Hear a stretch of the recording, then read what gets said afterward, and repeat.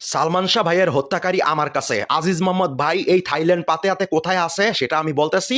শুধু পুলিশ, শুধু বাংলাদেশ থেকে একটা, শুধু মাননীয় প্রধানমন্ত্রী এখন যে আছে তিনি যদি উনি একটা পুলিশ ওয়ারেন্ট পাঠায় থাইল্যান্ডে, আমি আজিজ মোহাম্মদ ভাইকে প্যাকেট করে একদম বিমানে উঠিয়ে দিব। সম্পূর্ণ ভিডিওটা দেখেন। আজিজ মোহাম্মদ ভাইয়ের সাথে আমার কি কি হয়েছে, কোথায় দেখা হয়েছে, কোথায় কথা বলছি আমরা, আর কি কি ঘটনা ঘটছে সেটারও অংশ বিশ্বাস আপনাদেরকে দেখাবো।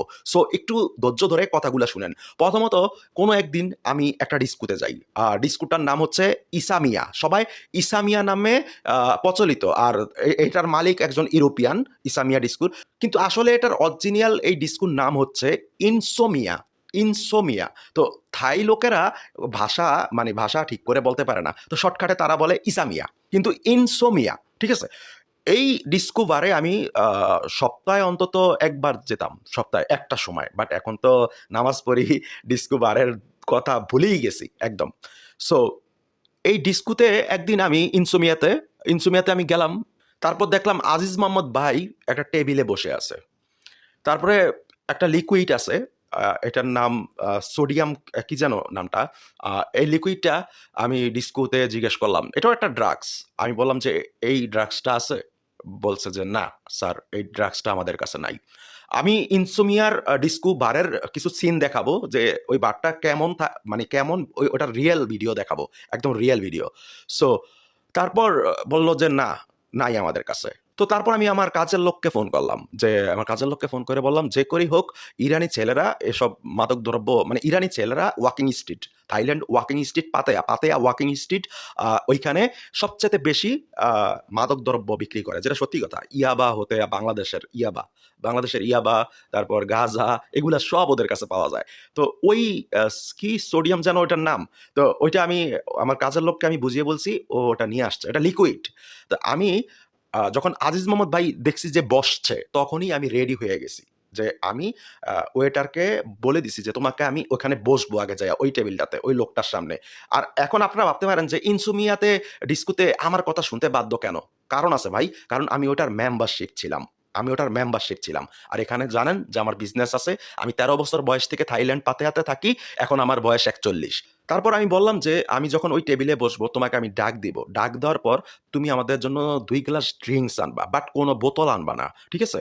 2 গ্লাসে 2 প্যাক করে 4 প্যাক থাকবে। আমারটাতে 2 প্যাক থাকবে, তোমারটাতে মানে মানে আমার যে সামনে লোকটা বসে আছে, যে লোকটাকে দেখিয়ে দিচ্ছি, তার গ্লাসটাতে 2 প্যাক থাকবে।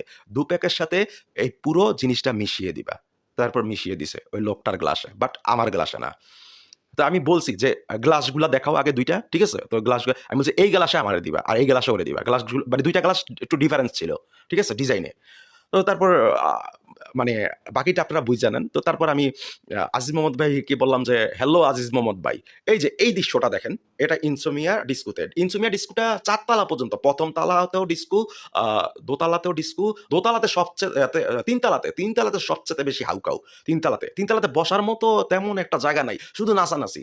তো এখন যে ভিডিওটা দেখছেন, এই ভিডিওটা আমি আমার শর্ট ফিল্মে ব্যবহার করছিলাম। সালমান শাহকে নিয়ে এআই দিয়ে যেই শর্ট ফিল্মটা বানাইছিলাম, এই জায়গাটার অংশের সম্পূর্ণ ভিডিও ছিল রিয়েলিস্টিক। সো এখন আমার কথা হইছে যে এখানে আমাদের সাথে কি কথা হইছিল?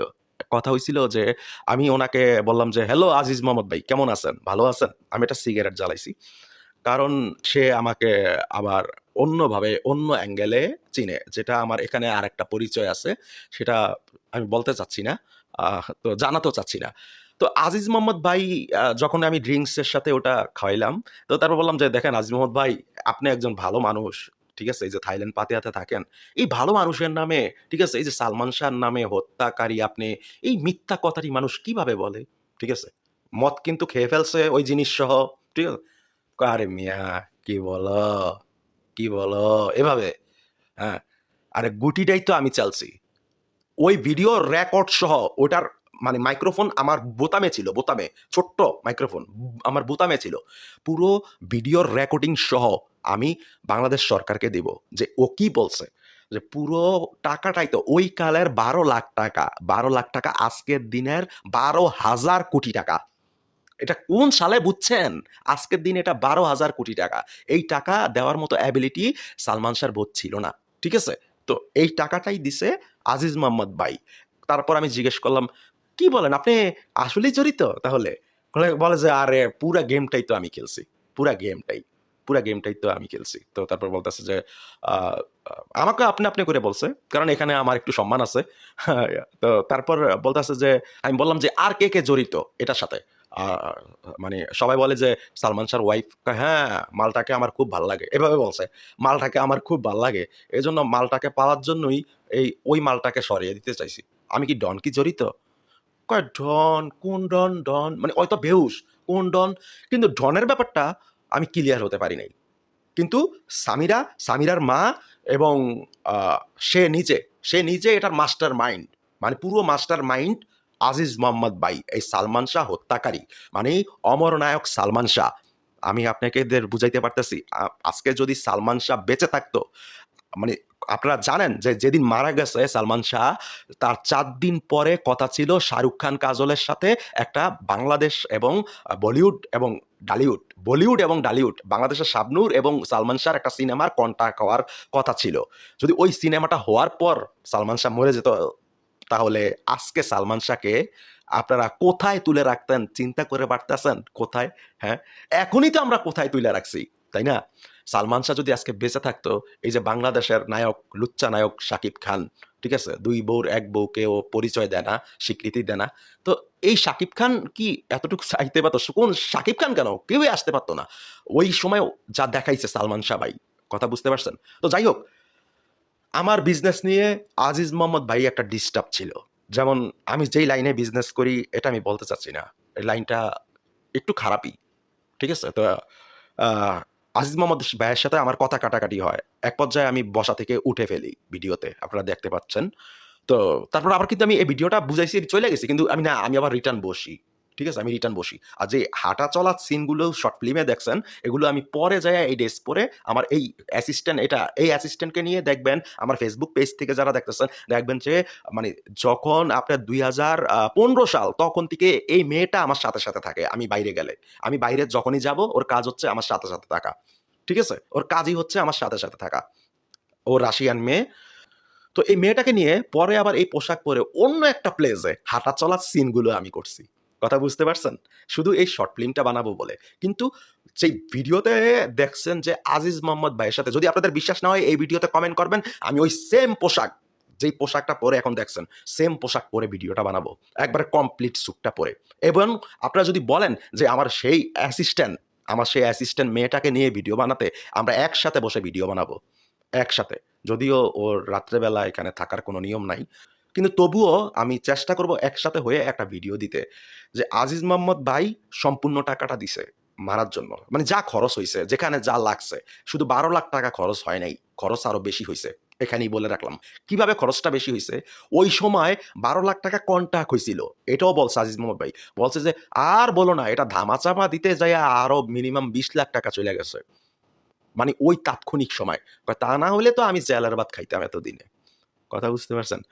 তো পরে আমি তো পুরি অবাক, ওই কথাগুলো রেকর্ড সহ যদি বাংলাদেশ সরকার দেখতে চায়, আমি ভিডিও সহ রেকর্ডিং সহ আজিজ মোহাম্মদ ভাইয়ের লিপসিন সহ একবারে সুন্দর মতো ভিডিওটা বাংলাদেশ সরকারকে হস্তান্তর করব। শুধু বাংলাদেশ সরকারের দায়িত্ব হবে, শুধু বাংলাদেশ সরকারের দায়িত্ব হবে একটা নোটিশ পাঠানো। আর কিচ্ছু দরকার নাই, জোর করার দরকার নাই, কিচ্ছু দরকার নাই, সব কিছু আমি করব। কারণ থাইল্যান্ডে আমার প্রশাসনের দিক থেকে অনেক বেশি পাওয়ার, অনেক বেশি ক্ষমতা। সো যারা থাইল্যান্ডে এখানে আসছেন মিডিয়ার লোক, তারা জানেন যে আমার এখানে ক্ষমতা আছে কিনা। সো বিশেষ করে পাতেয়াতে, এই পাতেয়াতে আমার ক্ষমতা কতটুকু।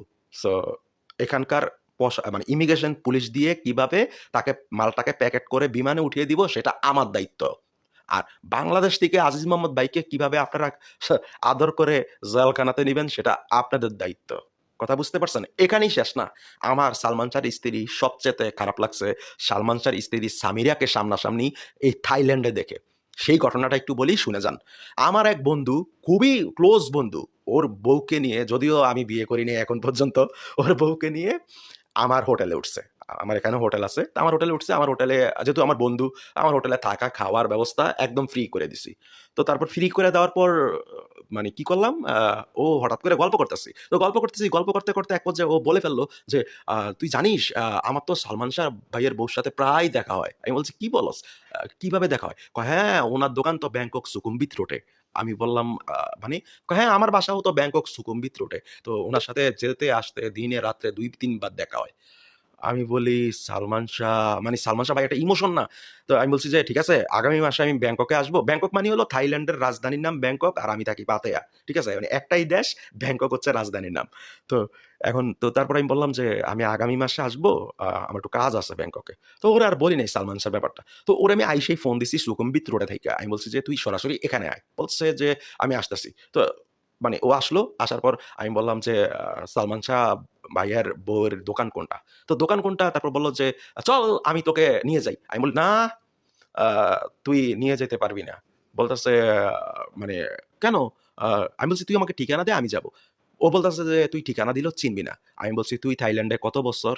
আর কত বছর মানে হইছে? আর আমি থাইল্যান্ডে কত বছর?" বলছে, "বন্ধু সরি।" মানে কি বুঝছেন?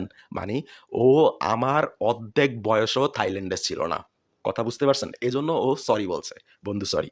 তারপর আমি বললাম যে, "তুই ঠিকানাটা শুধু দে। দোকানের নামটা দে আর ঠিকানাটা দে।" আমি আবার থাই ভাষায় এভাবে কথা বলতে পারি। মানে একবার বাংলা ভাষাও এত শুদ্ধ হয় না আমার।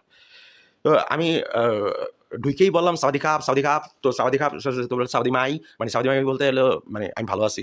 তো বললাম যে, "আমি ম্যানিকিউর করব।" তো বলল যে, "কাকে দিয়ে করাবেন?" তো থাইল্যান্ডের একটা নিয়ম আছে। ওখানে সব মেয়েরা কাজ করে যেহেতু পার্লারে। সালমান শাহর বউয়ের পার্লার। তো দেখলাম একটা মানে উটশৃঙ্খল একটা হাফ প্যান্ট পরে আছে আ জিন্সের কাপড়ের। একদম শর্ট সালমান শাহর বউ। মানে এই বয়সে চিন্তা করে দেখেন। তো তারপর আর ফিটিং মানে শরীরের সাথে লেপ্টে আছে। এমন একটা ফিটিং টি-শার্ট পরে আছে। তারপর আমি বললাম যে, তো আমাকে জিজ্ঞেস করল যে মেয়েরা যে, "স্যার কাকে দিয়ে কাজ করাবেন?" মানে এখানকার নিয়ম আছে যে আপনি চাইলে আ যাকে দিয়ে খুশি তাকে দিয়ে কাজ করাতে পারবেন। যদিও আমার নখ কাটা লাগবে না, তবুও আমি বলছি আমি ম্যানিকিউর-ফ্যানিকিউর করব। তো তারপর বলল যে আমি বললাম সরাসরি সালমান শাহর বউকে দেখাই দিলাম। মানে আমার ইচ্ছা ছিল এই নড়িটাকে দিয়ে একটু পাটা টিপাইতাম। কথা বুঝতে পারছেন? তো এখন তারপর বলল যে, "না স্যার আপনি ভুল করছেন। উনি তো আমাদের বস। উনি তো আমাদের বস। উনি তো এসব কাজ করে না।" আমি বললাম যে, "না, যত টাকা লাগে আমি এই ম্যানিকিউর করার জন্য প্রয়োজনে $২,০০০ দিব। তবুও আমি ওরে দিয়েই কাজ করাবো।" তারা বলল, "না, এটা সম্ভব না।" তারপর যাক সম্ভব না যেহেতু এখানে আমার সময় কাটাতে হবে, আমি বুঝতে হবে সে কি করতাছে। আমি বললাম, "ওকে, তাহলে তুই কর।" তারপরে ও শুরু করলো। আচ্ছা নখ কাটা, নখ পরিষ্কার-টরিষ্কার করা, এগুলা পাটা। তো তারপর আমি এদিক দিয়ে তাকিয়ে রইলাম যে সালমান শাহ ভাইকে যখন মারা যায়, তখন আমি বুঝের কিন্তু। তখন আমি অনেক কান্না করছি। অনেক কান্না করছি। তো মানে আ তারপর মানে আমি ভাবতেছি যে, আল্লাহ! মানে আমি এটা কি দেখতেছি? আর ওরা তো দেখতেও থাইল্যান্ডিদের মতো মনে হয়। চাইনিজ মালায়দের মতো মনে হয়। চাকমাদের মতো। তো মানে ওদের সাথে না পুরো মিশে গেছে। এখন যদিও ৩য় বিয়ে হইছে কোন মানে নেতা না ফেতার সাথে আমলিকা না কি আমি জানি না। সে এখন কোন দেশে আছে আমি তাও জানি না। তবে আমি আপনাদেরকে একটা ইনফরমেশন দিয়ে রাখি। আমার কাছে খবর আছে সে বাংলাদেশেই লুকিয়ে আছে। সে বাংলাদেশেই লুকিয়ে আছে। সে এখন আর থাইল্যান্ডে থাকে না। থাইল্যান্ডে তার এখন আর কোন বিজনেসও নাই। মানে থাইল্যান্ডে যখন বিজনেস ছিল তার ওই যে ২য় হাসব্যান্ড যে ছিল, ২য় হাসব্যান্ডের কারণেই থাইল্যান্ডে বিজনেস ছিল। ওই ২য় হাসব্যান্ড এখনো থাইল্যান্ডে আছে। সালমান শাহর সে বন্ধু। সে বন্ধু কিন্তু সালমান শাহর মানে বন্ধু ছিল। মানে সামিরার ২য় হাসব্যান্ড। কথা বুঝতে পারছেন? তো সে এখনো থাইল্যান্ডে আছে। সে অন্য লোক দিয়ে পাল্লার চালায়। আমি খবর নিছি। তো তারপর এখন আমি জানি যে সামিরা বাংলাদেশে আছে। বাংলাদেশে আছে। একটু ঘাইটা-গুইটা দেখেন ভাই। প্রশাসনের লোকদের বলতেছি। আমাদের রক্তক্ষরণ হচ্ছে বুকের মধ্যে সালমান শাহ ভাইয়ের জন্য। কি ভাই আপনাদের হচ্ছে কিনা একটু কমেন্ট বক্সে জানাবেন। আর .com এ একটু জোরে আওয়াজ দিবেন। বুঝেন না .com এ? আমি এগুলা বলতে লজ্জা লাগে। .com এ জোরে আওয়াজ দিলে আমার এই কথাগুলো প্রশাসন পর্যন্ত যাবে। আমি চাই আজিজ মোহাম্মদ ভাইকে আগে ধরার জন্য। আজিজ মোহাম্মদ ভাই। বিশ্বাস করেন পুরাটা গেম সাজাইছে আজিজ মোহাম্মদ ভাই। মানে আজিজ মোহাম্মদ ভাই এভাবে বলতেছে, "আরে সালমান শাহর বউর মানে ওর সাহস আছে, ওরে মেরে ফেলবে।" ঠিক আছে? সব তো আমিই করছি। ১ম ই তো আমি ইয়ে যে কি যেন ওটা দিছে বলল। তো যাই হোক আমি পুরাটা রেকর্ড আছে। রেকর্ডটা আমি শোনাবো। মানে ভিডিও রেকর্ড। কথা বুঝতে পারছেন? সাউন্ড মানে ভয়েস সহ। সো আওয়ামী লীগের আমলে দেখছি এটার বিচার হবে না। এজন্য কথাবার্তা বলি নাই। তো এখন দেখতেছি আ আমাদের মাননীয় প্রধানমন্ত্রী তারেক রহমান স্যার উনি এটার বিচার করতেছে। এখন আমি জানি না উনি কতটুকু করবে। তো উনি যদি জাস্ট একটা উকিল নোটিশ পাঠায় থাইল্যান্ডে মানে ইয়ার মাধ্যমে, সরকারি মাধ্যমে, তারপরে বাকি কাজ ভাই আমার। বাকি কাজ আমার। এখানকার প্রশাসন দিয়া তারে মানে পুটকির ভিতরে একদম ভিতরে দিয়া মানে পিস্তলটা দেখাইলাম না ভাই। আমার কিন্তু মানে লাইসেন্স করা আছে ভাই, সমস্যা নাই। ২ টা তাও। একটা আমার বাবার পৈতৃক সূত্রে আমি পাইছি পরে। তারপর একটা আমার আগের থেকেই ছিল, ব্রাজিল থেকে আনা। এই শালারে আমি এটা দিয়া পুটকির ভিতরে তারপর বাংলাদেশে পাঠামু। আমি ভাই আসলে ইউটিউবার না। আমি রাজনীতি নিয়ে একটু গঠনমূলক মাঝে, মাঝে কথাবার্তা বলি। এই আরকি। সো সালমান শাহ ভাইকে খুব ভালোবাসি। আর আপনারা জানেন যে আমি একজন আন্তর্জাতিক অভিনেতা এখন। কারণ আমি বলিউডে কাজ করছি, টলিউডে কাজ করছি। তারপর থাইল্যান্ডে অসংখ্য মিউজিক ভিডিওতে কাজ করছি। আর বাংলাদেশে তো অসংখ্য, অসংখ্য কাজ আছে আমার। সো আ এখন আমি নিজেকে এত বড় করে পরিচয় দিতে চাই না। আর আমার চোখের সমস্যা, আমার ক্যামেরাটা হচ্ছে মানে ঘুরিয়ে দেখা যায় নিজেরটা নিজে। তো যখন তাকিয়ে থাকি তখন চোখ দিয়ে পানি পড়ে। এজন্য চশমাটা লাগাতে হয়। সো ঠিক আছে, ভালো থাকবেন। আর ডট কমে একটু জোরে বেশি জোরে আওয়াজ দিবেন। ঠিক আছে? যাতে মানে বাংলাদেশ সরকার পর্যন্ত ভিডিওটা পৌঁছায়। সো আল্লাহ হাফেজ।